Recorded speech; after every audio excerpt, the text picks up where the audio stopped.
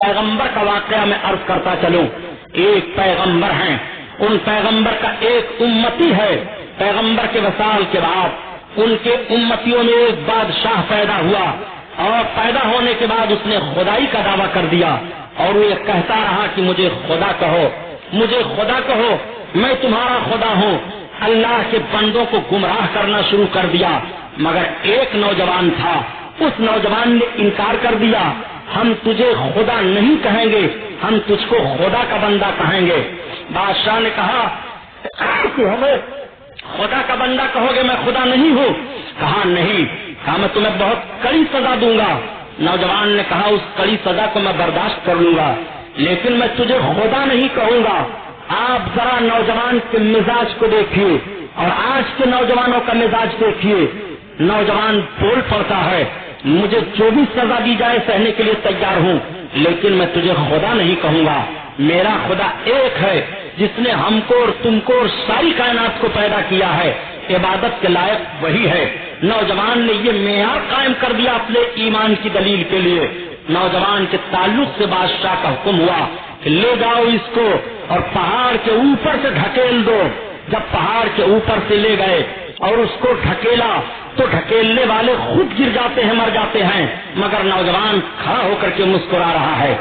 نوجوان کی پیشی پھر بادشاہ کے سامنے ہوئی، تو مرا نہیں؟ نوجوان نے کہا مجھے مارنے والا میرا خدا ہے. کہا لے جاؤ اس کو اور پہاڑی کے اوپر تلوار سے قتل کر دو. نوجوان کو لے جا کر کے جب پہاڑی کے اوپر کھڑا کیا گیا اور تلوار اٹھائی گئی تو تلوار چلانے والوں پر تلوار خود چل جاتی ہے، وہ قتل ہو کر کے گر جاتے ہیں، نوجوان محفوظ رہ جاتا ہے. بادشاہ نے پوچھا تم قتل نہیں ہوئے؟ کہا رب تعالیٰ مجھے مارنے والا ہے، تمہارے مارنے سے میں نہیں مروں گا. ذرا نوجوان کے ذہن و فکر کے دیکھو، نوجوان کا بھروسہ رب پر دیکھو. اس کے ذہن و فکر میں یہ بات آ گئی ہے کہ جب رب مجھے مارے گا تب ہم مریں گے. سب مارنا چاہے تو نہیں مار سکتے ہیں. جب رب مارنا چاہے گا تب موت ہوگی، جب رب مارنا چاہے گا تب زندگی ختم ہوگی، جب رب مارنا چاہے گا تب ہماری سانس ٹوٹے گی. سب مارنا چاہے نہیں مار سکتے ہیں، اور رب مارنا چاہے تو سب بچا نہیں سکتے ہیں. یہ ذہن و فکر نوجوان نے دیا. یہ ہوا کہ نوجوان کو لے جاؤ اور کھولتے ہوئے تیل میں ڈالو.